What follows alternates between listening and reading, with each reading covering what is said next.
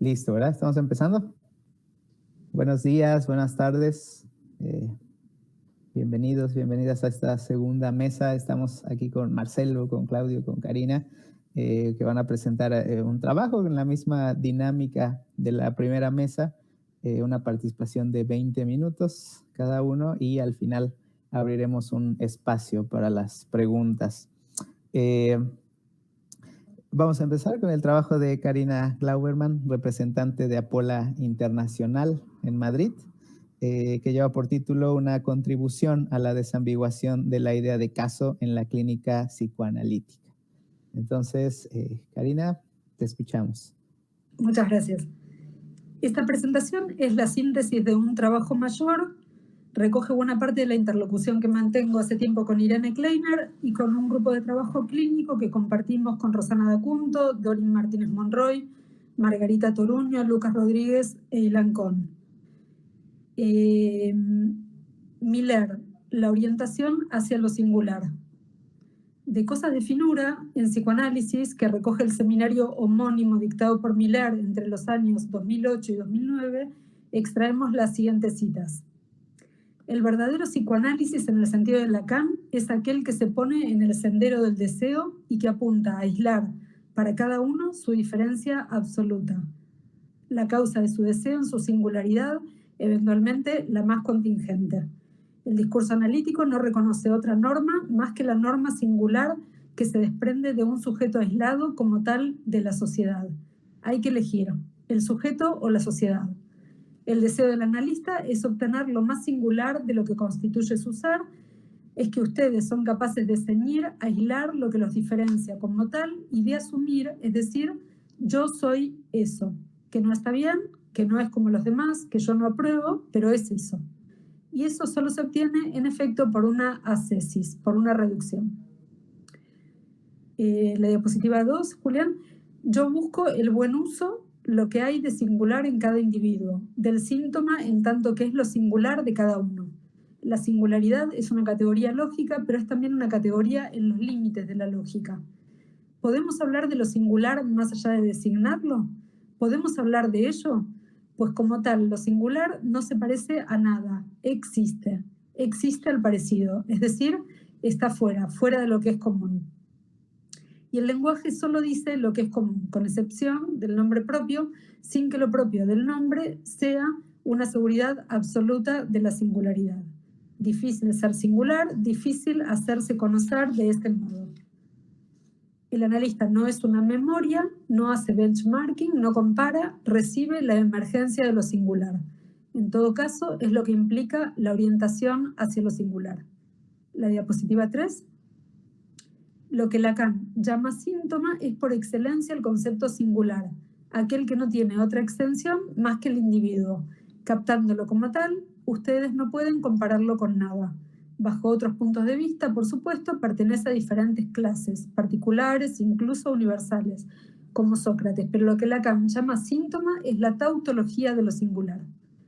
Todo se sostiene en el acontecimiento, en un acontecimiento que debe ser encarnado, que es un acontecimiento de cuerpo, definición que Lacan da del síntoma. El resto, digámoslo, son preparativos que son necesarios en la mayoría de los casos. El paradigma indiciario a la caza del unicum. Nos dice Carlos Ginzburg en Indicios, raíces de un paradigma de inferencias indiciales. Hacia fines del siglo XIX surge silenciosamente un paradigma sobre el que no se ha teorizado suficientemente. Dicho paradigma, frecuentemente mencionado en la comunidad de Apola, es el que se nutre del método indiciario de cuño de Giovanni Morelli, pensado a los fines de atribuir la autoría de una pintura antigua y detectar sus copias apócrifas, para lo cual es preciso, nos dice, examinar los detalles menos trascendentes y menos influidos por las características de la escuela pictórica a la que el pintor pertenece: los lóbulos de las orejas, las uñas, los dedos de manos y pies. Para Morelli, lo cito, estos datos marginales eran reveladores porque constituían los movimientos en los que el control del artista, vinculado con la tradición cultural, se relajaba y cedía su lugar a impulsos puramente individuales. Criticada su metodología por presuntuosa y estéticamente inservible, cae en desuso. pero es recuperada por otro historiador del arte, Wine, que sugiere, lo cito, que a la personalidad hay que buscarla allí donde el esfuerzo personal es menos intenso. Y alude a Freud cuando dice que nuestros pequeños, lo cito, nuestros pequeños gestos inconscientes revelan nuestro carácter en mayor grado que cualquier otra actitud formal. Sabemos que Freud se refiere precisamente a Morelli en el Moisés de Miguel Ángel, donde reconoce que su método se halla estrechamente emparentado con la técnica del psicoanálisis médico. También este es capaz de penetrar cosas secretas, lo cito a Freud, y ocultas a base de elementos poco apreciados o inadvertidos, de detritos o desperdicios de nuestra observación, al tiempo que reconoce en él la influencia de Morelli, incluso antes del descubrimiento del psicoanálisis.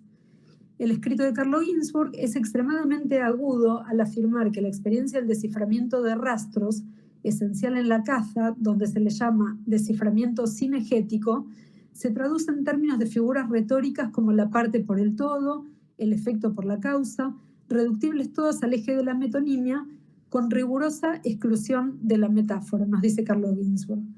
Nos llama también la atención sobre otro punto inquietante: las innegables analogías existentes entre el paradigma cinegético de la persecución de rastros de caza y el paradigma implícito en los textos adivinatorios mesopotámicos redactados a partir del tercer milenio antes de Cristo, ya que ambos, lo cito, presuponen el minucioso examen de una realidad tal vez ínfima para descubrir los rastros de hecho no experimentables directamente por el observador, y cuyo alcance, a diferencia del de la caza, era ilimitado, en tanto todo o casi todo podía ser objeto de adivinación. Este paradigma adivinatorio pervivió por sobre la capacidad de abstracción hasta tomar términos y tener presencia en campos como el jurídico y el de la sintomatología médica. La ciencia galileana desbancó parcialmente las disciplinas indiciales, lo cito, eminentemente cualitativas que tienen por objeto casos y situaciones y documentos individuales en cuanto individuales. Muy distinto carácter poseía la ciencia galileana, que hubiera podido hacer suya la máxima escolástica individuum est ineffabile, de lo individual no se puede hablar. Imprimía así a la ciencia de la naturaleza, nos dice Carlo Ginzburg, de un carácter antiantropocéntrico y antiantropomórfico que perduraría. Lo cito, entre el físico galileano profesionalmente sordo a los sonidos e insensible a los sabores y olores, y el médico de su misma época, que aventuraba diagnósticos aplicando el oído a pechos catarrosos, olfateándose heces y probando el sabor de orígenes, no podía existir mayor contraposición. Carlo Ginzburg llama la atención sobre la coincidencia ojo clínico, ojo conocedor, que subyace a la obra del precursor de Morelli, al supuesto considerado obvio de que una pintura, por definición, lo cito, es un unicum, algo irrepetible, y con la que intenta acercarse a la propiedad propia e individual que encontraba en la pintura. Entre los siglos XVIII y XIX, bajo el nombre de ciencias humanas, esta constelación de las disciplinas indiciales cambia con el surgimiento de nuevas disciplinas, afirmándose la medicina,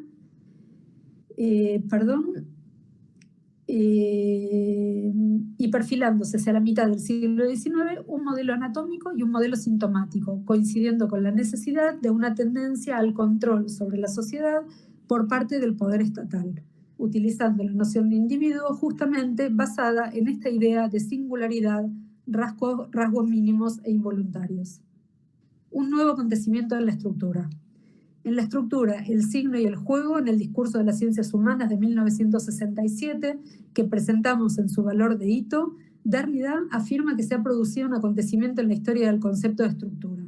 Hasta este acontecimiento, la estructuralidad de la estructura se encontraba neutralizada o reducida a un centro o referida a un punto de presencia, a un origen fijo cuya función era la de organizarla, orientarla y hacer que dicho principio de organización limitase el juego de la estructura, pero que al mismo tiempo cerraba el juego que él mismo abría y hacía posible. Nos dice que todavía hoy una estructura privada de todo centro representa lo impensable mismo. Dicho centro puede estar dentro o fuera y ha recibido los nombres de origen o de fin, de arqué o de telos. La historia del concepto de estructura es la de la serie de sustituciones de centro a centro, un encadenamiento de determinaciones del centro que recibe sucesivamente formas o nombres diferentes. Lo cito. La forma matriz sería la determinación del ser como presencia en todos los sentidos de la palabra. Los nombres del fundamento del principio del centro han designado siempre lo invariante de una presencia bajo las figuras de leidos, telos, energía, ousia, conciencia, Dios, hombre, etc. A partir del acontecimiento de ruptura se ha podido pensar el centro no como un ente presente o un lugar fijo, sino como una función, una especie de no lugar donde se producían sustituciones de signos hasta el infinito. Este es entonces el momento en que el lenguaje invade el campo problemático universal. Este es el momento en que ausencia de centro o de origen, todo se convierte en discurso. Lo estoy citando de Derrida. Es decir, en sistema en el que el significado originario o trascendental no está nunca absolutamente presente fuera de un sistema de diferencias. Si el campo permite tales sustituciones infinitas, nos dice, es porque es finito. No es un campo inagotable, como en la hipótesis clásica, le falta algo, un centro que detenga y funde el juego de las sustituciones, movimiento de la suplementariedad. Es decir, que el movimiento de la significación agrega algo, ejerce una función vicaria, suple la falta por el lado del significado. La aparición de una nueva estructura en el planteo de Derrida se produce siempre en ruptura con su pasado, su origen y su causa. Par lettre, sujeto, texto y trama. En las estructuras clínicas, Alfredo Eidelstein plantea que la noción de estructura que aplicamos en psicoanálisis, que se hace extensiva a los distintos conceptos, estructura del síntoma, del fantasma, etc., no es exactamente la del estructuralismo, aunque de ella se haya nutrido y lleve sus improntas. Ha incorporado diferentes aportes. La estructura que lo ordena no es fenomenológica, sino discursiva, se realiza a través de los tres registros del simbólico, el imaginario y el real. Se opera, dice Alfredo Eidelstein, en la confluencia de la cadena significante y las legalidades de lo simbólico, lo imaginario y lo real. Es decir, que a los tres registros hay que sumar un cuarto elemento al que se anuda borromeanamente la cadena significante particular. Lo cito. En álgebra lacaniana se podría escribir que los elementos del borromeo de 4 son S y R y el caso o el sujeto, equiparando el discurso concreto del sujeto, constituido por el material producido entre analizante y analista y todos los otros con minúscula y otros con mayúscula que allí habiten, a una cadena significante considerada como un bucle, lo que la hace coincidir espacialmente con un redondel de cuerda. La articulación de los 4 redondeles de cuerda es tal que los 3 registros solo se anudan en la práctica clínica mediante la intervención del cuarto, el lazo del discurso concreto o del caso o el del sujeto, entendiendo este término como materia, asunto o tema reproducido en la sesión analítica. No se trata de un nudo borromeo de 3 cuerdas al que se agrega una cuarta, sino de uno que requiere de 4 cuerdas para su anudamiento. De este modo, nos aclara, los registros no pueden ser considerados en sí mismos ni hacer corresponder a cada uno de ellos algún elemento de la teoría sin convertirlos en una cosmovisión. Lo cito, poseen determinadas propiedades solo en función de su relación con los otros dos según cada caso. Propone en relación al seminario de la carta robada y apoyando esta perspectiva que lo imaginario es lo que se dice, lo real lo que no cesa de no escribirse y lo simbólico lo que está prohibido, lo imposible lógico en determinado lugar en relación a lo dicho, según los significantes y la cadena particular de cada caso particular. Es decir, no hay posibilidad de que el nudo sea individual o se adscriba al individuo, ni hay elementos autodeterminados. Esta confluencia de los 3 registros con el discurso concreto permite incorporar la dimensión del sentido, permitiendo en la práctica operar una transformación sustancial del sufrimiento y del acto. De un modo similar, trabaja el esquema Z partiendo de despejar que el sujeto no coincide con el hablan ser, tal como traducimos en Apola par lettre, que sí es uno y tiene un cuerpo. Solo respecto del sujeto es que puede postularse racionalmente que eso habla. Tan solo eso puede hablar con relación a un sujet, ya que consiste en texto y trama, jamás con un hablante ser de carne y hueso, aunque se lo plantee determinado por el lenguaje. En este esquema, Alfredo Edelstein plantea leer el sujeto, la S del esquema como el es, el hablancer, y reservar el sujeto dividido, el sujeto lacaniano, a todo el recorrido del trazo, entre S, A y A mayúscula, así como dividido entre hablancer y otro, entre dos escenas, entre el ideal del otro y el sujeto. Lo cito, nunca será uno ni idéntico a sí mismo. Todo el mundo está loco. En nuestro paradigma serán consideradas como tales las estructuras clínicas en las que opere la ley simbólica, la legalidad del intervalo o del bucle significante que implica la extracción del objeto A. Es decir, que estrictamente no hay estructura sin ley. El caso será entonces la particularización de esa estructura. Por lo tanto, en aquellas estructuras clínicas donde no opere la ley significante, en palabras de Alfredo Edelstein, se plantea una clínica de la particularidad sin estructura, lo que será denominado singularidad. Ante la ausencia de una estructura legalizada, nos encontramos de todos modos inmersos y connotados en el lenguaje, confrontados a unas coordenadas intersubjetivas con otros semejantes, con otros significantes, es decir, con un ordenamiento donde la distorsión sí debe ser situada en su singularidad. Para argumentar en favor de ellas, Miller se apoya en la existencia del cuantificador singular que existe, y en Pascal, a quien le atribuye el desfallecimiento del matema.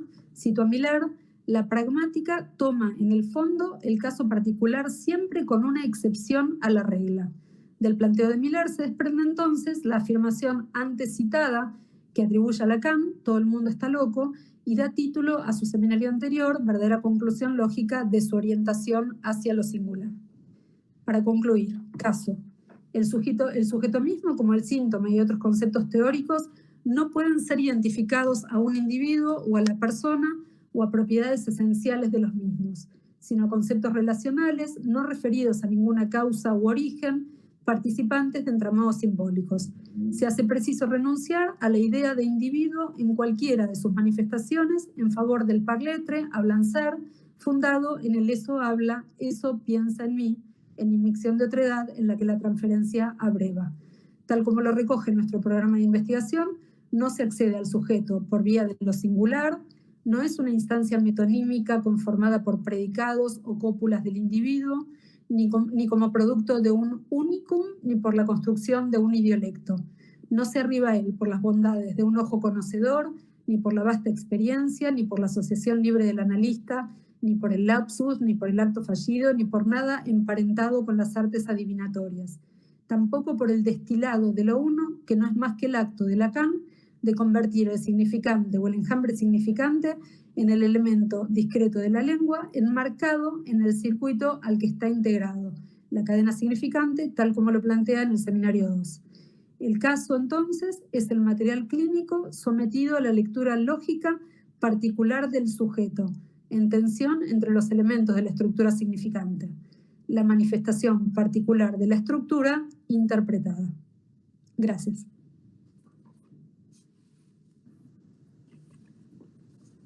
Muchas gracias, Karina. Bueno, pueden ir preparando sus preguntas, anotándolas en el chat, aunque abriremos el espacio al final, pueden ir quedando ya ahí anotadas. Vamos a seguir ahora con la presentación de Marcelo Violato, quien obtuvo el título de grado en Psicología por la Universidad Nacional de Rosario en 2008 e inmediatamente comenzó a trabajar en la Cátedra de Psicología Clínica 2A durante 10 años ad honorem. En 2014 se interesó por las ideas de Alfredo Edelstein y asistió a las jornadas de fin de año en 3 años casi consecutivos. En el 2019 se hizo socio de Apola e iniciado el año 2020 junto con Roberto Vinciarelli y Claudio Cuneo, inició conversaciones con Alfredo Edelstein con el objetivo de instalar una sede de Apola en Rosario. Actualmente y desde septiembre de 2021 se desempeña como representante de nuestra sociedad por Rosario, Santa Fe, Argentina. y ha aportado a la revista El Rey está desnudo 2 artículos, El experimento mental y el psicoanálisis y Clínica psicoanalítica. Veamos, y en esta exposición retrabajará este último. Te escuchamos, Marcelo. Bueno, gracias, Manuel. Hola a todos. Comienzo. Mi intención es presentar durante los próximos 20 minutos un subproducto de mis estudios sobre la obra de Lacan y el campo de saber que Sigmund Freud supo contornear. Tomo una idea de Antonio Escotado, recientemente fallecido, quien planteó que no usaba tesis en sus investigaciones, sino que iba buscando a través de las cosas determinadas, lo que obliga a cambiar de idea a cada paso. Comprendí, a medida que me puse a realizar estudios sistemáticos o investigaciones fundamentales, que cada tesis que me imponía perdía fuerza con cada nivel de profundidad que alcanzaba, por mínimo que éste fuera. Las tesis a mostrar solo obstaculizan la investigación o desmoralizan al investigador. Más útiles son las llamadas hipótesis de trabajo. Con ellas no se establece un régimen de obligatoriedad. Una de las hipótesis que utilicé fue que Jacques Lacan hacía un uso continuo y abundante del término experiencia, y que este uso no se reducía ni a la palabra ni a la raíz alemana, Erlebnis, se pronuncia Erlebnis aparentemente, significa vivencia o experiencia vivida, ni tampoco como Erfahrung, es la experiencia acumulada. Significa algo así como un viaje, en tanto implica el miedo a atravesar una situación que luego queda como experiencia, y es lo que trae la idea de la conexión entre memoria y experiencia. Y tampoco se podía ajustar el modo en que Lacan usa experiencia a experiencia clínica. Con esto se abría la posibilidad de pensar que experiencia podía orientar el estudio de la obra de Lacan sin necesidad de la orientación por la clínica psicoanalítica. Clínica psicoanalítica que a su vez no encontraba consignada en los seminarios, escritos, conferencias, entrevistas, intervenciones que estaba estudiando. Esto indicaba un contraste de proporciones con el medio analítico rosarino en el cual me instruí, donde abunda el sintagma clínica psicoanalítica o solipsis, la clínica. ¿Cuál podría ser el modo general de abordar el término experiencia en la obra de Lacan, plagada de usos particulares que va dando a dicho término? Sería una de las preguntas. ¿Qué propiedad podría asignársele a ese uso sutil que se evidencia en estos pasajes? Por ejemplo, del seminario 7, página 236. El experimento de Freud y la experiencia que él dirige. No Freud, el experimento dirige la experiencia. Cuando la ciencia, este es del fenómeno lacaniano, página 4, cuando la ciencia en cuestión, ya sea física o biológica, se jacta de encontrar su regla en la experiencia, omite por completo que solo hay experiencia sensata desde Galileo, para llamarlo por su nombre. Entonces tomé como hipótesis de estudio o investigación conciliar esa experiencia sensata o la experiencia de Freud, que es su pensamiento, con el experimento mental. Eso me llevó a estudiar un poco el experimento mental y produje un artículo sobre el tema que está en la revista en el número 15 del Rey está desnudo, revista del psicoanálisis por venir. Actualmente avanzo en ese estudio con hipótesis más ajustadas que no vienen al caso esta vez.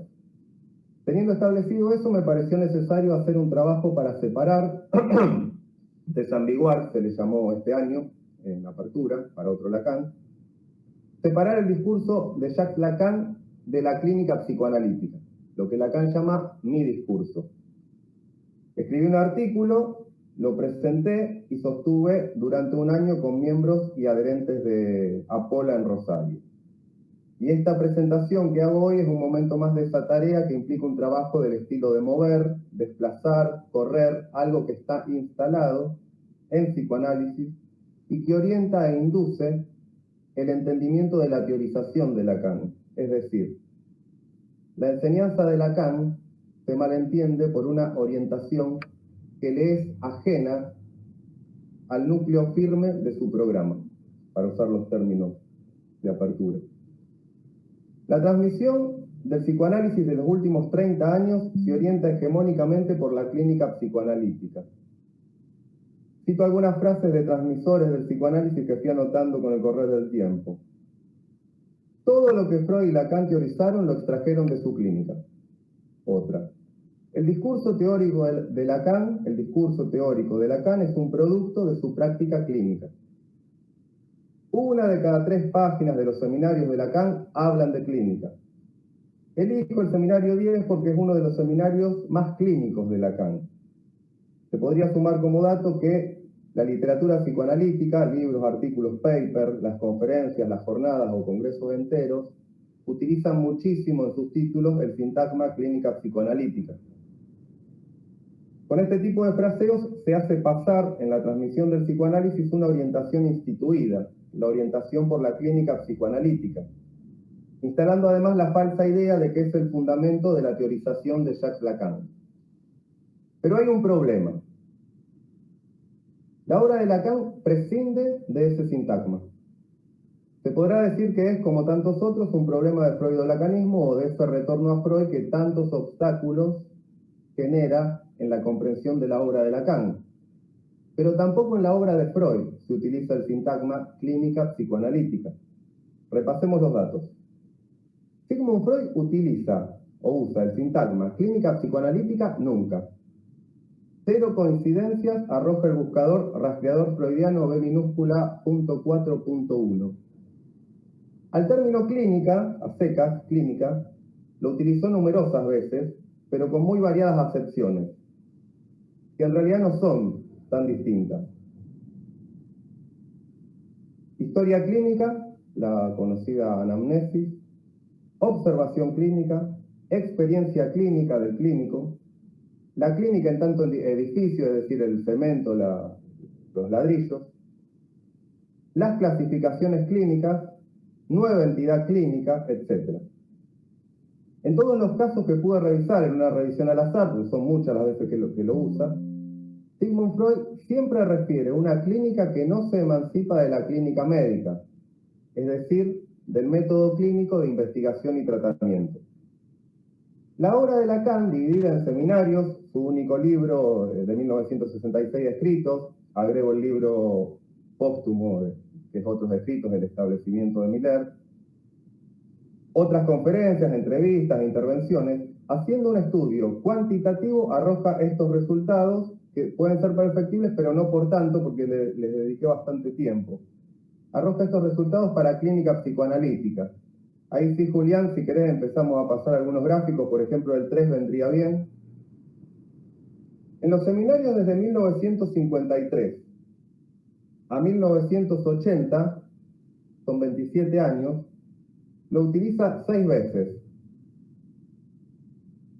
En escritos, de 1966, sumándole otros escritos, 2001 salió en Francia y 2012 la edición castellana, lo utiliza una vez en un pie de página. En el texto integral de Patou Lacan, la página de la Escuela de Alush, lo utiliza, ahí podríamos poner el gráfico 5, Julián, lo utiliza 8 veces en un único y mismo texto. Ahí tienen la cantidad de páginas, son casi 2000 páginas en 65 años. Lo utiliza 8 veces en un único y mismo texto. Esto da un total de 15 veces en toda la obra revisada. Podríamos volver al 3 y después te voy a pedir el 7. Muy distintos son los datos cuantitativos que arroja la búsqueda de experiencia analítica o experiencia psicoanalítica. No hay demasiados motivos para diferenciarlos.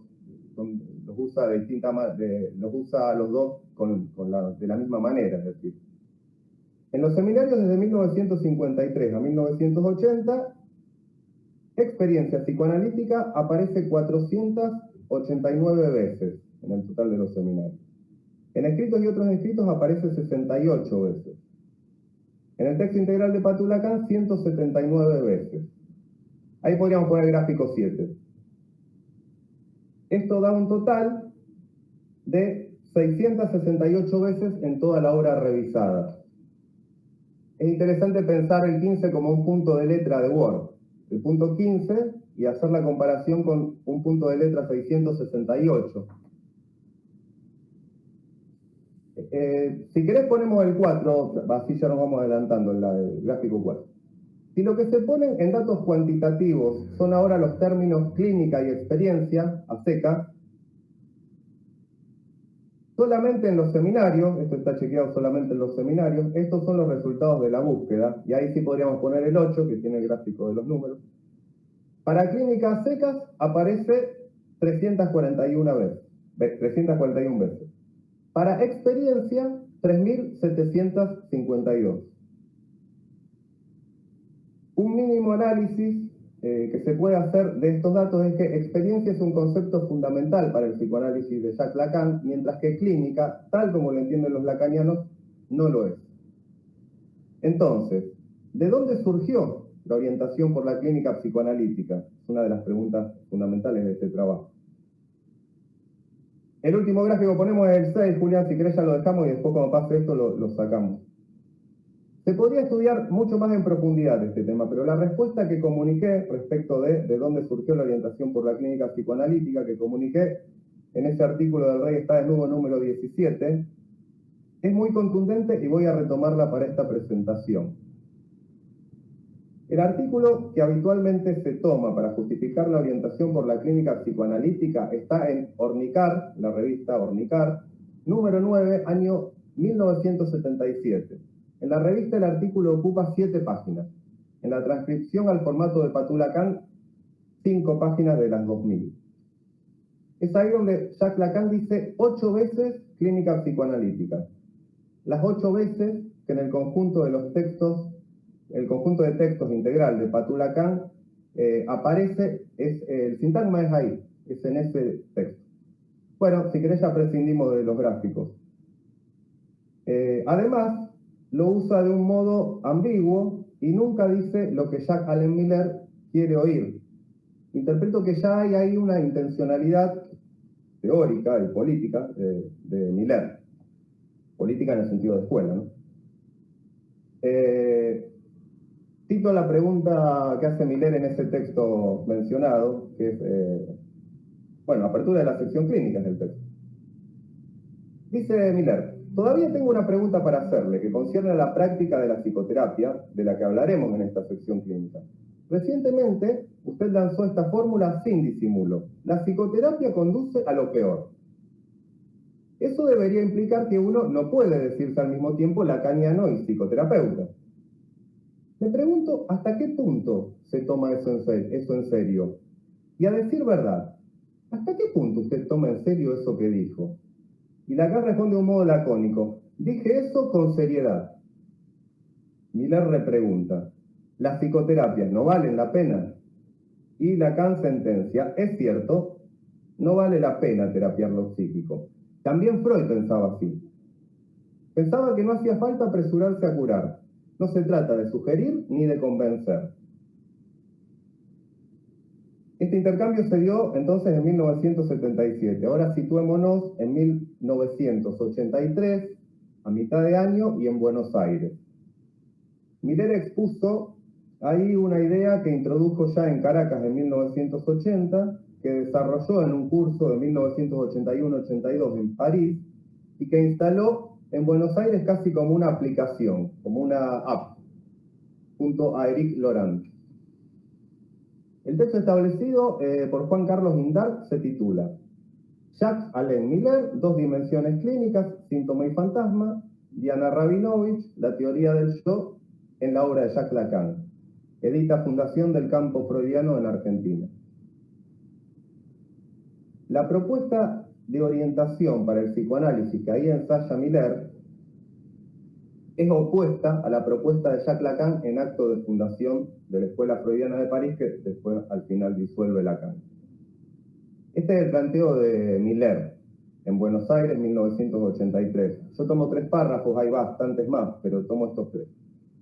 El lacanismo, como se dice, no es un discurso sin consecuencias en la práctica analítica, y este va a ser precisamente el tema de nuestro encuentro, como que empiezan a bajar los archivos de la aplicación. Otro: fue mi tentativa desde el año pasado, en París, al proponer la división clínica entre síntoma y fantasma como esencial para la dirección de la cura. Como voy a tratar de demostrar, tal división proviene de mi lectura de Freud, de Lacan, como de mi práctica clínica.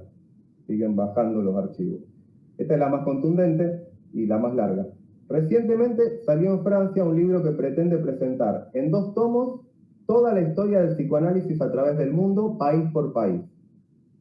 En la presentación del psicoanálisis en Francia, en su última parte, me adjudica el haber dado yo como consigna la clínica, no lo voy a negar. Ciertamente me pareció, después de la muerte de Lacan, que en los años anteriores había habido un periodo en París carente de toda orientación.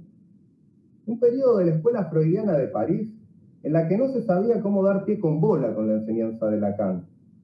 En particular me pareció que convenía efectivamente retornar a la clínica. Y hay que reconocer que la consigna encontró en París bastante eco. Me alegro por tanto muchísimo del efecto producido por ese regreso a la clínica, pero que como toda cosa buena presentó un efecto no tan positivo. Podríamos decir que tuvo un aspecto negativo, consistente en cierto retorno al cuadro clínico.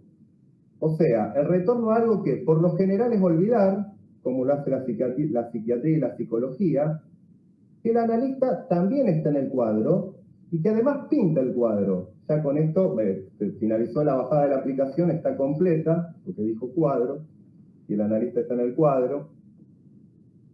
Esta postura de Jacques-Alain Miller es contraria a la de las comunidades científicas que tienen asegurado su avance cuando no se ata a una orientación.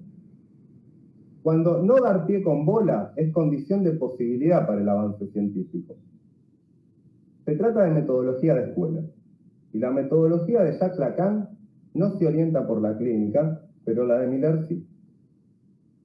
¿Con qué metodología orientó Jacques Lacan su escuela? La formalización matemática y el psicoanálisis fundamental. Según lo estudio, ese era su horizonte. Que desde luego no llegó a tener efectos porque su escuela no será así considerada hasta que tenga discípulos. La consecuencia del triunfo de la consigna de Miller, de la instalación de esta app asesina, así le es una fórmula de Neil Ferguson, un historiador inglés. La app asesina. Es como bajar WhatsApp. ¿Cómo salís? ¿Cómo te desinstalas WhatsApp? Es muy difícil. La consecuencia fue que hay que formar practicantes y no teóricos. El acmé de la ciencia, que es la física, supo separar su disciplina en física fundamental y física experimental, teóricos y experimentalistas. Esta división no existe en psicoanálisis, porque la teoría ya fue hecha de una vez y por siempre. Ir por la vía de la investigación pura es no dar pie con bola, y lo que finalmente permitió ordenar la enseñanza abrumadora de Lacan fue la clínica. En el seminario 16, Jacques Lacan planteó el problema que ya significaba la consigna novedosa que nos iba a traer unos años después, bastantes años después, Miller. Ahora estamos en 1969. Lacan dice: no significa, sin embargo, que esto baste para autentificar como científica mi enseñanza. En la medida que se esfuerza por remediar esa dejadez que en nombre de una pretendida referencia a la clínica, salteo unas frases, pero que no es más que el lugar donde se instalan los más oscuros prejuicios. La investigación por la clínica psicoanalítica anula la investigación fundamental, reduce la obra de Lacan a los pasajes mínimos en que habla de clínica y borra el intercambio con disciplinas vecinas. Pero hay una cuarta consecuencia que me interesa enfatizar, y es que supo ocultar otros sintagmas inmensamente más afines a la metodología de la Escuela de París, la de Lacan, la que será escuela cuando tenga discípulos. Voy a tomar 4 sintagmas que tienen la misma presencia que tiene clínica psicoanalítica en la obra de Lacan. Casi todos ellos son APACs, es decir, aparecen una vez en la obra. Clínica psicoanalítica sabemos que aparece algunas más, pero tampoco son tan numerosas. Aparecen, digamos, una vez, cuentan con una mención, pero son perfectamente articulables y orgánicos a su obra, a diferencia de clínica psicoanalítica. Son ciencia psicoanalítica, ciencia del sujeto, ciencia del lenguaje habitado por el sujeto y ciencia del deseo. A ciencia del deseo lo voy a dejar al margen porque no tiene las mismas características que los otros tres, que más o menos son de la misma estopa, podríamos decir. Dejé por fuera también ciencia conjetural del sujeto o ciencia conjetural por tres motivos. Hasta 1966 es de uso frecuente en la obra de Lacan, y esto que voy a mencionar no son de uso frecuente. Fue trabajado muchas veces en diversos trabajos en apertura para otro Lacan. Y por último, en escritos, el libro de Lacan, 1966, Jacques Lacan renuncia a ese sintagma porque no encuentra motivos para oponerlo a ciencias exactas, siendo el motivo por el cual lo usaba. Tengo las referencias, pero no da el tiempo para darlas. Entonces, voy a presentar estos tres otros sintagmas como están incrustados en tres pasajes. Para ciencia psicoanalítica, Seminario 12, clase 2, traducción de Ricardo Rodríguez Ponte, página 24. Nada prepara al analista para discutir efectivamente con su vecino. Esa es la dificultad. Yo no digo insuperable, puesto que aquí estoy para tratar de trazar sus vías. Esa es la dificultad. Por otra parte, salta a la vista, simplemente hay que saber formularla. La dificultad de la institución de una ciencia psicoanalítica. Para ciencia del lenguaje habitado por el sujeto, la conferencia Freud en el siglo del Seminario 3, 1956. Pero para nosotros trabajadores, para nosotros científicos, para nosotros médicos, para nosotros técnicos, ¿qué dirección indica ese retorno a la verdad de Freud? La de un estudio positivo, cuyos métodos y cuyas formas están dadas en esa esfera de las ciencias llamadas humanas que conciernen al orden del lenguaje, la lingüística. El psicoanálisis debería ser la ciencia del lenguaje habitado por el sujeto.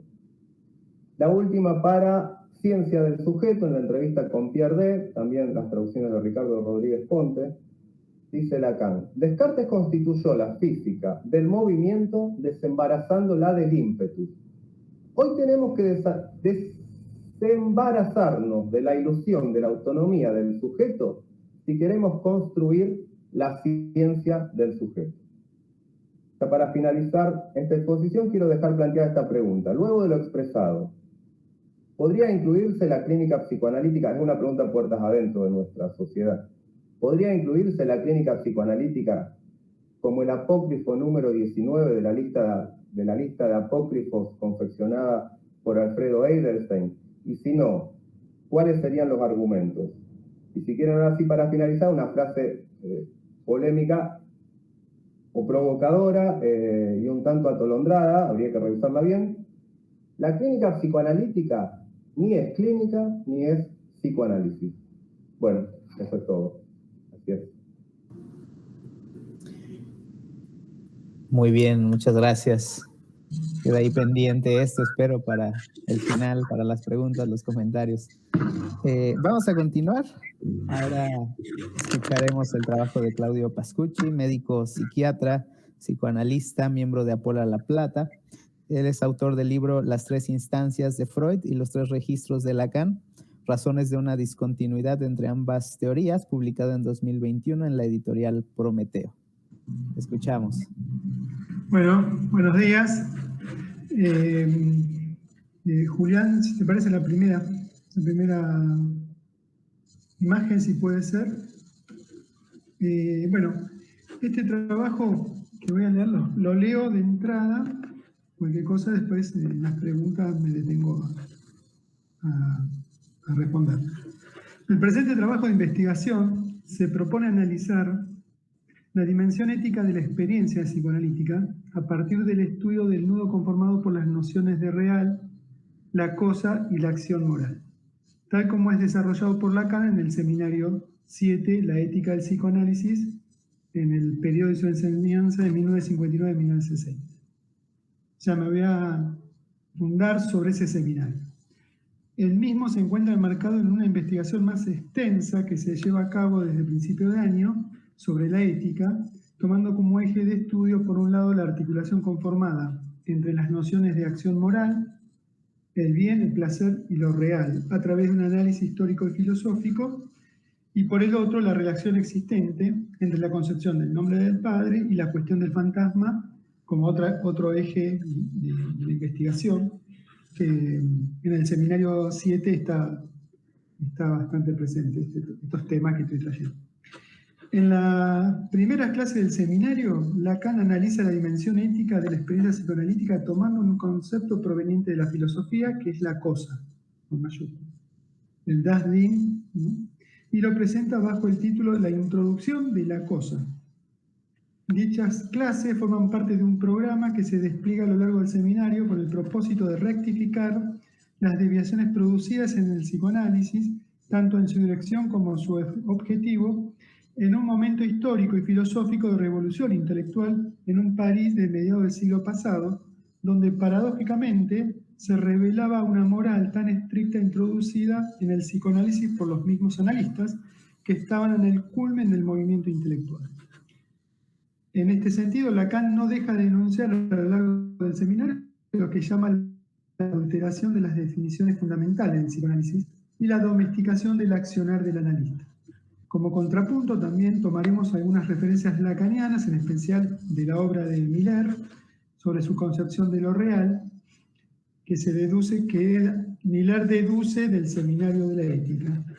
En este sentido, haremos algunas puntuaciones respecto a la lectura que ha desarrollado sobre esta temática en un libro llamado Del síntoma al fantasma y retorno, publicado en el año 1983.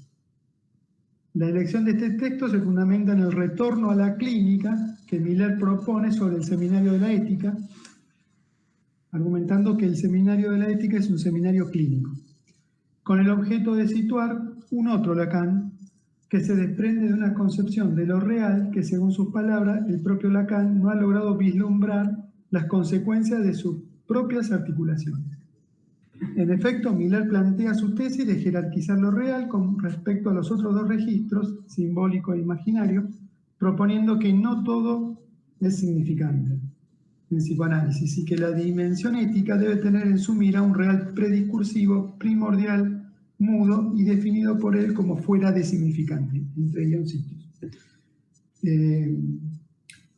Suponemos que esta lectura de Miller abrió camino a cierta dirección en el psicoanálisis en cuanto a su ética, que se ha desviado insensiblemente de su estatuto científico, como lo vamos a ver en el trabajo, culminando en nociones normativas que recaen en el accionar del analista. Introducción. Si en palabras de Lacan, la experiencia analítica es en esencia una experiencia ética, si su fundamento es ético, lo primero que nos surge de antemano es la siguiente pregunta. ¿Por qué dedica un seminario a la ética luego de haber dictado 6 seminarios anteriores? Si bien ha mencionado el tema en algunos seminarios hasta entonces, resulta curioso que esperara varios años de su enseñanza para dictar un seminario entero al respecto. Teniendo en cuenta que, por lo que Miller dice, es que es uno de los seminarios que menos concurrencias tuvo, ¿no? No tuvo muchos seguidores. Por otro lado, ¿qué es lo nuevo que el psicoanálisis aporta con respecto a las otras éticas que fundamentan la acción humana? ¿Y a qué noción de ética se refiere Lacan? Bueno, desde estos interrogantes intentaremos acercarnos a dar algunas respuestas, ¿no? Siempre siguiendo las referencias de Lacan en su programa. En la primera clase, como dijimos, Lacan denomina nuestro programa. Expresa que la ética del psicoanálisis aporta algo nuevo a la experiencia psicoanalítica, no una nueva psicología, sino algo muy general y algo muy particular. Al mismo tiempo agrega que la ética debe enmarcarse en las categorías que él ha introducido, esto es, los 3 registros simbólicos, imaginario y real. Ya ahí, después, como vamos a ver, parte de una diferencia con respecto al texto de Miller, donde quiere jerarquizar lo real desprendiéndolo de los otros 2 registros. Cito a Lacan en la primera clase del seminario 7. Muy general, en tanto la experiencia psicoanalítica es altamente significativa de cierto momento del hombre, que es aquel en el que vivimos. muy particular, por otro lado, al igual que nuestro trabajo cotidiano, a saber, la manera en que debemos responder en nuestra experiencia a lo que les enseñé a articular como una demanda, la demanda de enfermos a la cual nuestra respuesta da su exacta significación, una respuesta cuya disciplina debemos conservar severamente para impedir que se adultere el sentido. En suma, profundamente inconsciente de esa demanda. Julián, si puedes pasar la siguiente. Ese es el nudo que estamos trabajando. La ética lo abordo a partir de esas tres nociones, que es acción moral, la cosa y lo real. La otra cita, la otra film, esta es lo que les acabo de leer de la clase 1, del 18 de noviembre del 59. Si bien no lo menciona de manera explícita, podemos entrever que Lacan da bastantes indicaciones de cómo estructuró su experiencia analítica y su posición ética ante el mundo. En ese sentido, ¿por qué ética y no moral del analista? Como sabemos, no se trata del ideal del analista en el sentido de una purificación de sus obligaciones y deseos o prejuicios, como se podría esperar de su persona, sino de un modo de estructurar la experiencia, cuya esencia, como dijimos, es ética. Seguimos con eso, vamos a ver para dónde conduce ese sintagma. Tal como afirma en la cita, el psicoanálisis aporta algo nuevo, algo general con base a su diagnóstico respecto del momento, como dice en la cita, aquel en el que vivimos, en función de tres ideales de los cuales el psicoanálisis parece reforzar o ir en esa dirección. El ideal del amor genital, el de la identidad y el ideal de la no dependencia, lo que se podría denominar la normativización del deseo. Para tener una idea aproximada del por qué Lacan dedica un seminario, como decíamos al principio, ¿no?, a este tema de la ética, a propósito del deseo, hay un texto que es contemporáneo, que se llama Discurso a los Católicos, que comprende 2 conferencias pronunciadas el 9 y el 10 de marzo de 1960 en Bruselas. Allí Lacan, en esa conferencia, hace referencia a las clases 13 y 14 del Seminario de la Ética. Y veamos cómo aparece ahí un diagnóstico de Lacan en el mismo campo psicoanalítico. El carácter decisivo del deseo no consiste solamente en estar lleno de sentido, en ser arquetipo. Para ofrecerles un sondeo rápido, diré que el deseo no representa una extensión de la psicología comprensiva ni un retorno al naturalismo micro-macrocósmico, ni a la concepción jónica del conocimiento, ni tampoco la reproducción figurativa de experiencias concretas primarias, como articula actualmente un psicoanálisis llamado genético, que llega a una noción simplista de confundir la progresión del síntoma con la regresión del campo terapéutico, para desembocar en una especie de relación envolvente que se ovilla sobre sí misma en torno de una estereotipía de frustración en la relación de apoyo que une al niño con la madre. Todo esto no es más que apariencia y fuente de error. Es interesante ver en esta cita una especie de diagnóstico de la situación del psicoanálisis en aquel momento, 1959, 1960, y por qué no en el momento actual también, al cual Lacan nos acerca un testimonio. En el caso particular, dice Lacan, la ética del psicoanálisis indica la manera en que debemos responder, dar su exacta significación, que no es dar la mejor respuesta apoyándonos en frases adulteradas de la teoría, sino más bien en dar lugar a esa demanda particular, esa demanda inconsciente a partir de la pregunta que se realiza el analista. Y acá tenemos un punto. En este orden podemos afirmar que la pregunta del analista ante la demanda del paciente es el preludio de toda acción ética, o dicho de otra manera, es lo que estructura la experiencia.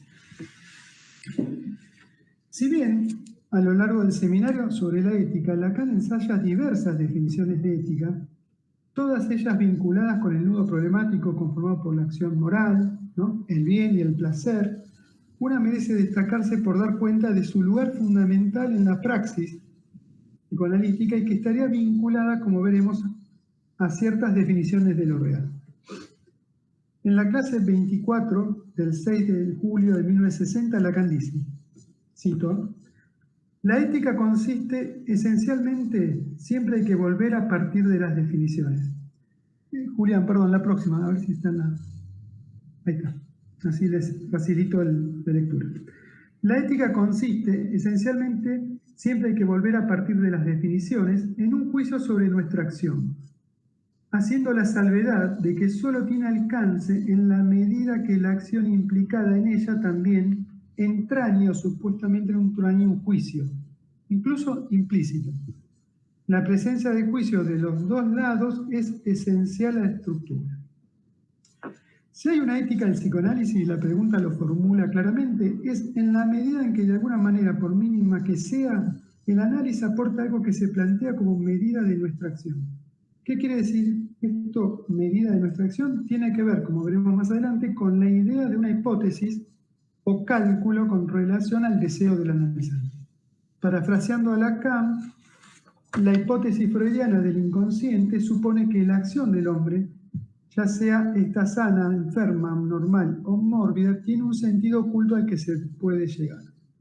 De ahí que la acción ética en tanto juicio se relaciona con el deseo que la habita.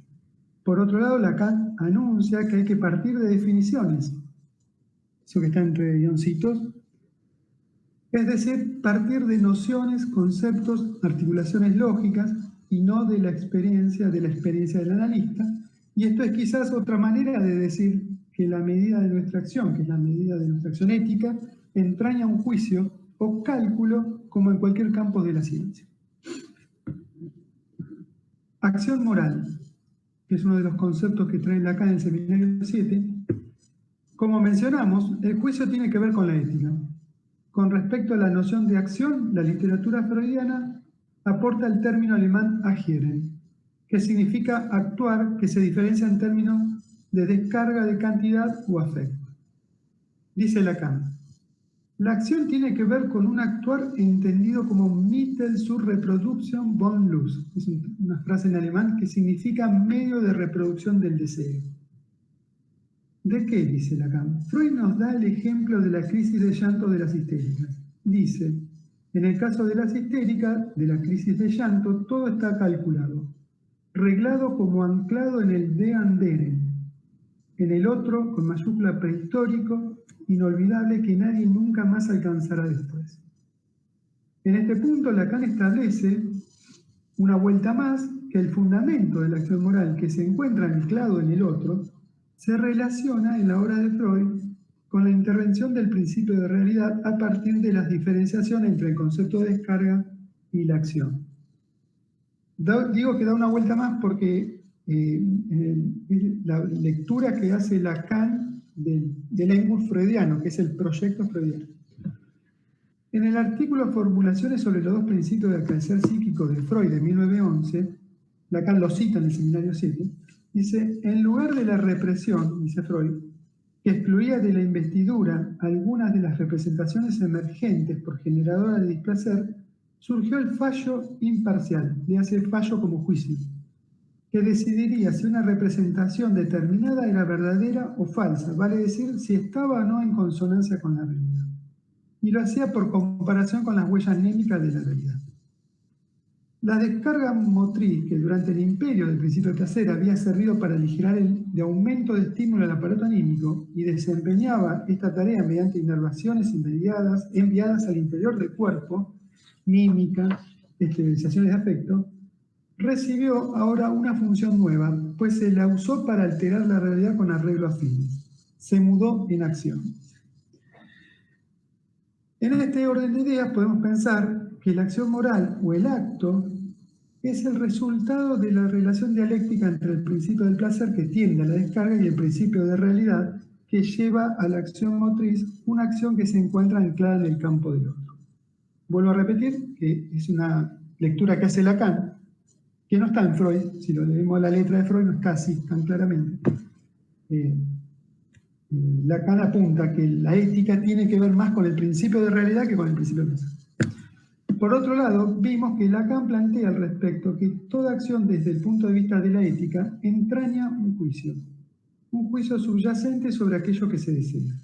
Es a partir de estas coordenadas que Lacan intenta dar una vuelta más sobre la función de esa realidad y su principio en el funcionamiento del aparato anímico y en particular su estrecha vinculación con el andar del deseo. Hay en Lacan, como dijimos, una articulación novedosa entre el principio de realidad freudiano y la ética que parece provenir de otro campo conceptual, de aquel que proviene de la mitología del asesinato primordial del padre, como lo presenta Freud. Presenta una cita de Lacan donde hace la pregunta, ¿no? Dice, la cuestión que nos surge de paso es saber qué permite el psicoanálisis en lo tocante al origen de la moral. ¿Se reduce su aporte a la elaboración de una mitología más creíble y más laica que lo que se presenta como revelada?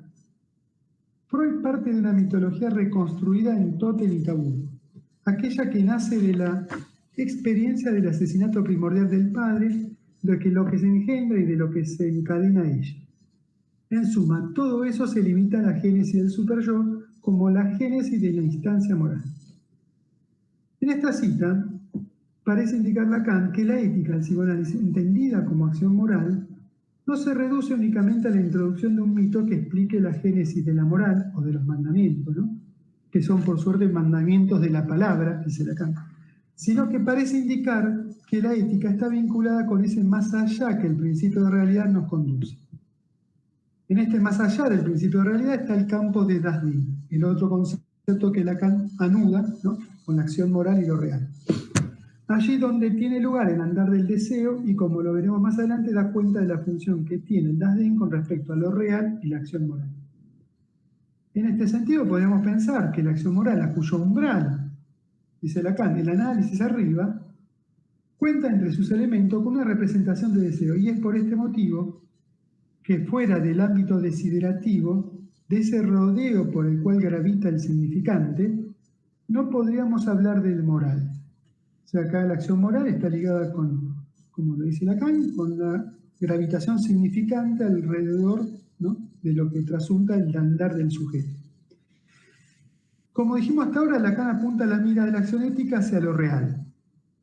Pero vamos a ver que Lacan lo hace de un modo diferente a como lo plantea Miller. Y lo hace Lacan a través de la introducción del concepto de la cosa. En efecto, dedica las primeras 4 clases del seminario para hablar de la introducción de la cosa, y lo hace de manera sorprendente con la indicación de volver al estudio del Engur freudiano. El Engur es el proyecto freudiano, y principalmente en la oposición entre principio de placer y principio de realidad. Que él dice que esta oposición de ambos principios es un conflicto ético. Freud no lo menciona así, ¿no?, pero bueno, para Lacan es un conflicto ético. Dice que en esta oposición fundamental nos acercamos a la noción de real por medio de la introducción de la cosa. Menciona que la introducción del concepto de Das Ding o de la cosa resulta ser para Lacan una necesidad lógica del aparato psíquico de Freud, con el fin de mantener la carga suficiente para su funcionamiento. Lacan, como sabemos, toma la noción de la cosa de un artículo de Martin Heidegger de 1951 de una conferencia, y la utiliza ahí donde toma la metáfora del jarro que habla Heidegger, ¿no?, y la relación con el vacío, ¿no?, y Lacan lo toma con el pote de mostaza. Pero, 5 minutos, Claudio. Sí, pero encontré otra intervención. ¿Por qué Lacan introduce la noción de Das Ding y heideggeriano para dirigir su investigación sobre la ética? Una de las respuestas posibles que hemos encontrado parece vincularse con la noción de ciencia que el mismo Heidegger ofrece en su conferencia intitulada Ciencia y Meditación, conferencia que es publicada en el mismo año que el artículo de la cosa de Heidegger, en 1953. Ambas referencias ineludibles de Lacan. A modo introductorio tomaremos un fragmento de la conferencia Ciencia y Meditación. ¿En qué descansa la esencia de la ciencia?, dice Heidegger. Esto se puede decir en una proposición escueta. Dice así: la ciencia es la teoría de lo real. Regido por esta definición, Heidegger se hace la pregunta de cómo sería el modo de convergencia existente entre teoría y real, argumentando en este sentido que lo real llena la región de lo efectivo de aquello que obra. Veamos la cita. Lo que importa es considerar, dice Heidegger, esta región esencial como aquella en el interior de la cual se mueve la cosa nombrada por palabra. Es así solamente como habla la palabra, el obrar significa actuar, traer y producir. Podemos pensar que la región esencial es el campo del Das Ding, lo que podría acercarse al campo del otro, siendo la región o lugar, el lieu francés, donde se mueve la cosa en tanto que nombrada por la palabra hablada. Es como habla la palabra en el hecho de un obrar, hablar, es decir, como un traer y producir la cosa. Tomando en cuenta estas observaciones, Lacan propone que la noción de ciencia está muy vinculada con lo real y la cuestión de la ética. Bueno, Miller, en este libro que yo traigo, que se llama Del síntoma al fantasma, dentro de la obra de Miller, traigo una cita que me parece bastante elocuente cómo maniobra Miller con respecto a la concepción de real. Porque lo que dice Lacan es que el real es consecuencia de la articulación de los significantes. Lacan habla de fuera de los significados, pero eso implica que no sea fuera del significado. Dice Miller en este texto citado: ¿en qué medida esta dimensión anterior a la represión es o no anterior al significante? Hay una fórmula que trata de decirlo en la ética. El das Ding es aquello que de lo real padece del significante. Cita de Lacan. La dificultad es que está escrita de tres maneras diferentes en la estenografía y que visiblemente es la misma. Le hice la pregunta a Lacan, que como le ocurría a menudo, me hizo entender que ahora le tocaba a los demás saber, a mí en particular, y que él ya estaba ocupado en su seminario siguiente. Quiero de todos modos poder reducir el equívoco de esta fórmula de manera precisa. Tienen en primer lugar, a propósito de Das Ding, ese real primordial es aquello de lo que sacamos partido. Hay, en segundo lugar, otra fórmula, es aquello que constituye el significante con ese real primordial. De ahí se sigue, dice Miller, si Das Ding es lo que construye el significante, entonces el significante viene después. Es lo que construye, edifica el significante. Bien, ahí la maniobra es como si Das Ding lo pone como un real prediscursivo y el significante viene a cabalgar sobre él, ¿no? Y lo que dice Lacan, el Das Ding tiene que ver con la trama significante. O sea que lo que pone como a nivel primario, a nivel primero, es la trama significante. Y de esa trama es donde circula y donde se mueve la cosa que es donde se mueve, lo real. O sea, como efecto de la articulación del significante. ¿Y qué significa lo real? Significa que es un efecto de articulación significante que es comprendido como lo imposible lógico. Lo que no cesa de escribir, de no inscribirse. Esto me parece clave para diferenciar, porque de ahí se abren dos líneas de éticas, ¿no? Uno, plantear la ética como el real como un destino inevitable, ineludible, que está equiparado al individuo, a lo biológico, y otra cosa es plantear lo real como resultado de la sincronía significante que para Lacan define el Das Ding. Bueno, espero haberlo terminado. Gracias.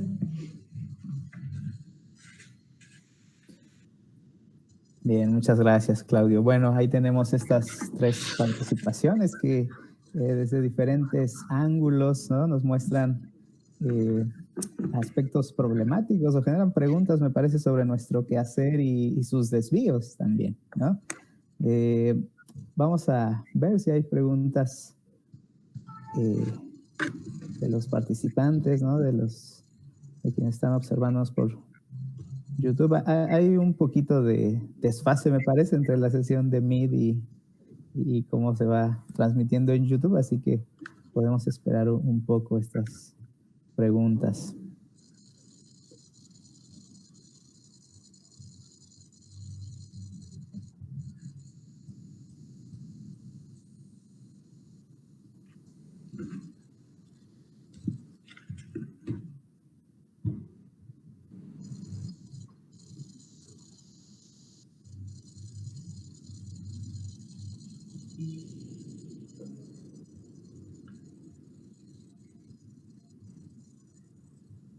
No sé si estarían de acuerdo en que a final de cuentas parece que en un sentido muy elemental han tocado, bueno, elemental en la forma en que yo lo voy a decir, no como ustedes lo trabajaron, ¿no? Han tocado ese punto que tiene que ver con aquello que se hace con una persona que pide una cita con el psicoanalista, ¿no? Y bueno, aparecen estos diferentes formas, ¿no?, a lo largo de la historia del psicoanálisis, de las diferentes posturas, clínica, experiencia, praxis, caso, y que bueno, a mí me parece que una idea en común es pues preguntarse por el lugar, la función del analista y qué sucede cuando aparecen estos desvíos, ¿no? Que bueno, que sabemos que desde Lacan están ahí denunciados, ¿no? Como el psicoanálisis se puede volver pedagogía, ¿no? O el psicoanalista puede permanecer ahí como en silencio nada más, o puede devenir también psicología, ¿no? Me parece que a su manera cada uno de sus trabajos nos presentan, ¿no? Como una forma de cuestionar estos desvíos en el quehacer.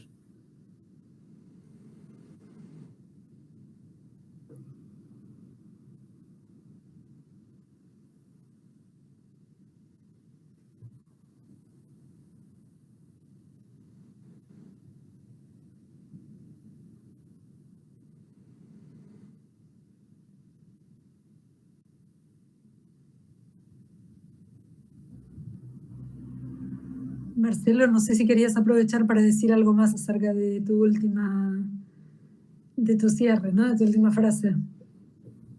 Sí, no, es una frase, una fórmula de Hayek, el economista austríaco, relacionado con otro tema. A mí me parecía que venía bien, aunque un tanto provocativa, porque la verdad que hay que darle mucho para poder definir que así sea, es decir, hay que decir bastante más de lo que yo planteé.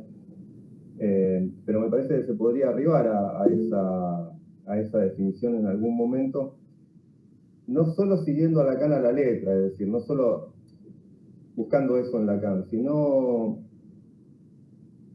de alguna manera tomando la metodología, que yo creo que hay una metodología de la escuela de Lacan, por eso lo situé un par de veces.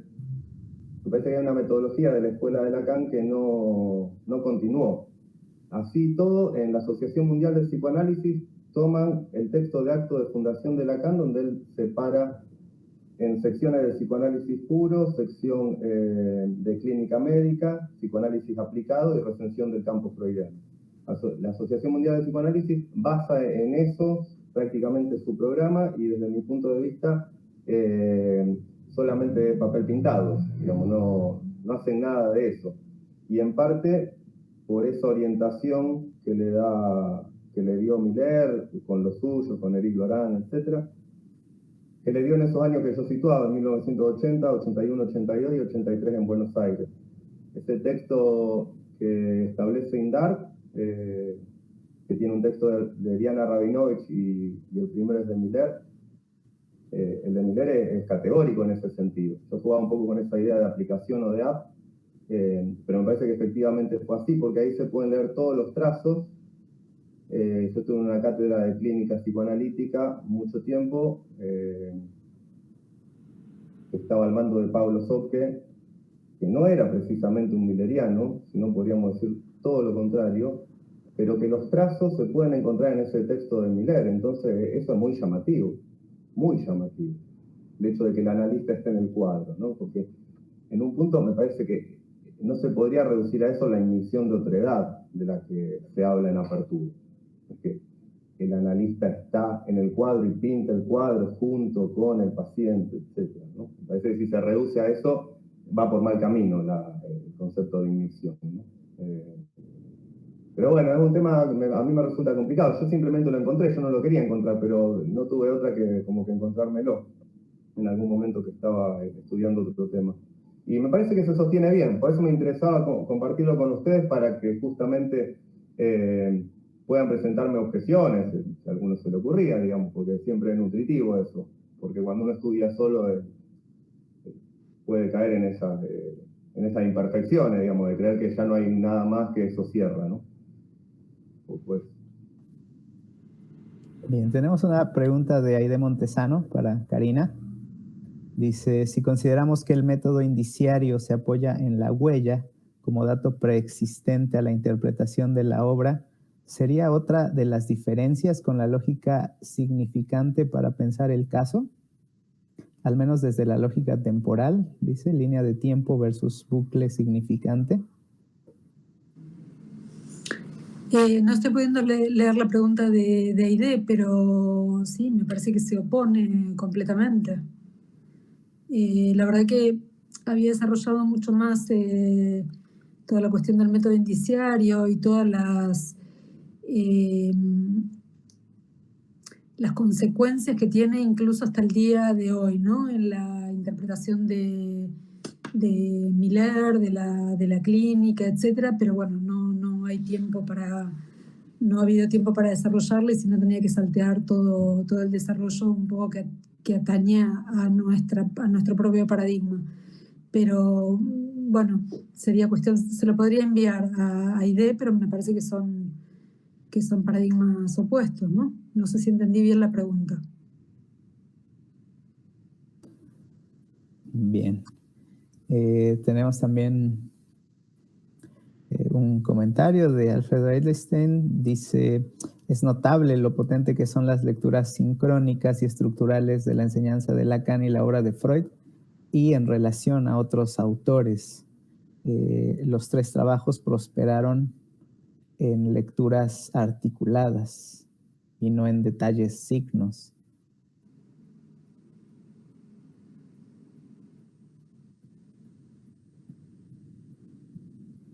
¿Y qué le parece, Alfredo? ¿Incluimos clínica psicoanalítica en la lista de apócrifos?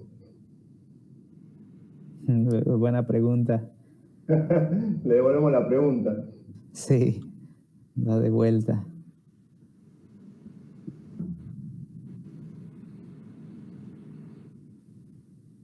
Porque, claro, no es solamente esta cuestión cuantitativa que nos presentabas, ¿verdad, Marcelo? Sino que detrás de esto se puede rastrear también el qué está detrás de que haya esa diferencia en las menciones, ¿no? O en la forma de hablar de eso. Y los puntos que quedan velados, intocados de esas concepciones de ciencia psicoanalítica, ciencia del sujeto, ciencia del lenguaje, que es la lingüística, pero habitado por el sujeto, que sería el psicoanálisis. Todo sería coincidencia con el trabajo de Claudio, en ese sentido. Sí, claro. Vos sabés que cuando hablaba de experiencia, viste que en el seminario 7 dice la ética del psicoanálisis, la experiencia. Y el otro dato importante es que en una cita Lacan dice que hay que partir de definiciones en la ética. No dice que hay que partir de la clínica, ¿no? No hay que partir de mirar al paciente, observar lo que dice, sino de definiciones, de conceptos, ¿no? Parece interesante que la acción ética o la ética tenga que ver con una cuestión de un cálculo, de una lógica, ¿no? Yo estaba leyendo ese, Claudio, el seminario 7, cuando empecé a ver que había una diferencia muy grande entre experiencia psicoanalítica y clínica psicoanalítica y que no se podía reducir para nada a clínica psicoanalítica. Y el seminario 7 está plagado de referencia a la experiencia, diseminado con distintas otras palabras enganchadas, es decir, no es solo experiencia psicoanalítica, hay de todo, hay experiencia del diván, experiencia de Freud. Yo los había notado en algún momento. La experiencia, no tanto de la experiencia como clínico, sino del experimentum, como dice. El experimento mental, tal cual. A mí me parece que ese es el punto clave. ¿Sí? Pero habría que estudiar más en profundidad el tema, me parece que es una buena vía. Lo que preguntaba Aide también, lo de la clínica, me parece que entronca también con lo del método indiciario, esto que comentaba de oler, de los orines, ¿no? De los pacientes, y tiene un comienzo en una fábula que en algún momento tomó el nombre de Zadig.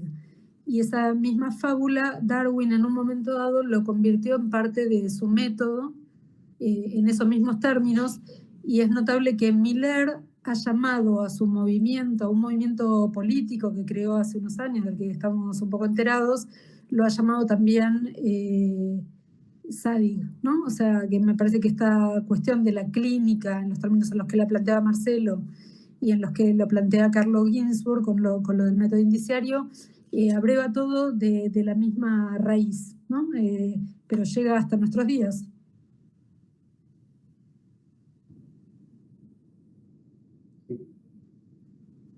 Bien. bueno, está agregando Alfredo que también respecto de los casos clínicos se puede distinguir entre lecturas de detalle y lecturas estructurales. Sí, a eso intenté apuntar.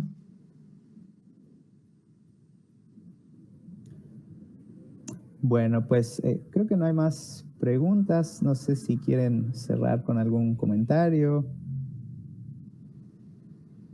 algo que haya quedado pendiente.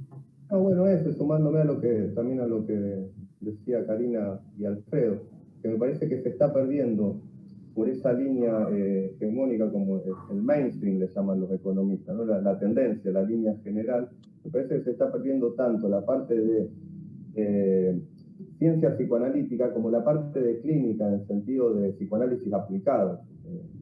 Me parece porque por esas cuestiones millerianas, lacanianas, freudo-lacanianas, se está perdiendo de construir una clínica y el psicoanálisis en tanto una ciencia, que podría ser la ciencia del sujeto, habría que ver. Y coincido también, bueno, casi todo coincido con Alfredo, pero coincido también en que el nombre debería seguir siendo psicoanálisis, no hace falta cambiarle de nombre ni decir ciencia de esto, ciencia de aquello, perfectamente puede ser psicoanálisis, así como la química es química, etc. Bueno, eso nada más.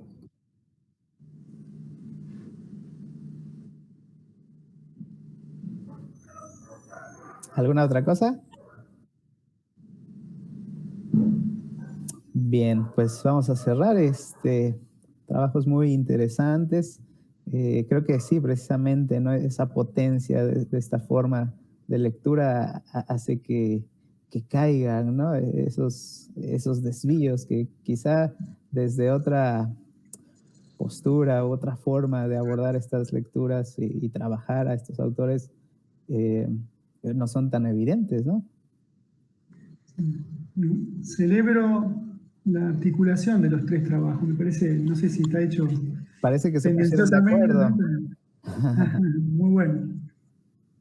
Bien, pues muchas gracias. Me parece que ahora vamos a tener un break hasta las 3 de la tarde, hora de Buenos Aires, para continuar por la tarde con las mesas. Un placer. Igualmente. Gracias. Hasta luego. Gracias, chicos.